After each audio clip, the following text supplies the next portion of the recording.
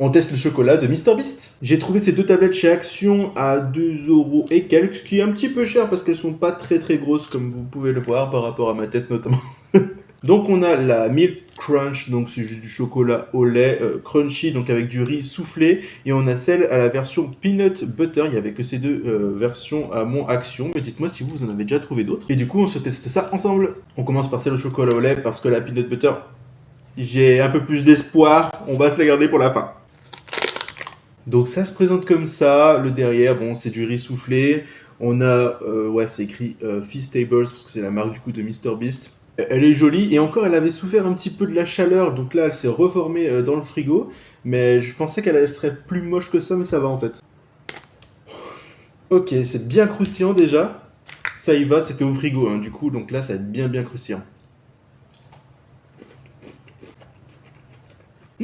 Premier croc déjà, plutôt satisfait, je suis étonné, je pensais que j'allais vraiment pas aimer.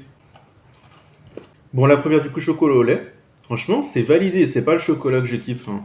C'est vraiment pas les chocolats que j'aime moi, mais ça ressemble un peu aux tablettes Crunch. Bon, c'est du riz soufflé quoi, normal. Mais si vous aimez les chocolats Crunch en général, franchement, ça y ressemble pas mal. C'est pas dégueulasse. Je pensais que ça serait plus sucré, genre ça va, ça reste raisonnable pour de l'Amérique.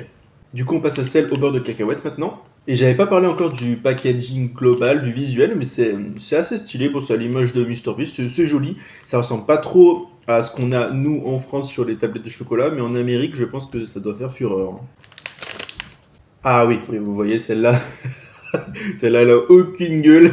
Elle a vraiment pâti de la chaleur l'autre fois quand je l'ai ramenée. Donc voilà, on va pas lui en tenir rigueur, mais en tout cas, elles font vite, hein. Surtout avec la canicule. Ah, oula, celle-là, elle est plus moelleuse. Celle-là, elle croque pas. Ah, mais c'est normal, elle a le peanut butter, c'est pour ça qu'elle est plus fondante. Je suis bête. Allez, on se goûte ça. En tout cas, il y a la bonne odeur du beurre de cacahuète. C'est super bon. Bah écoutez, celle-là, c'est vraiment l'autre, mais juste avec du beurre de cacahuète en plus. C'est moins crunchy. Ouais, ça croustille moins. L'autre, j'aimais mieux la texture, mais le beurre de cacahuète en plus, quand on aime le beurre de cacahuète, ça apporte une petite gourmandise, c'est pas mal. Écoutez, du coup, ces petites tablettes de MrBeast, bah, c'est plutôt validé, je ne pensais pas dire ça. Moi qui aime pas du tout le chocolat trop sucré et le chocolat au lait en général en grandissant, c'est vraiment pas mal. Je mettrais un 7,5 sur 10, je pense, pour celle-là.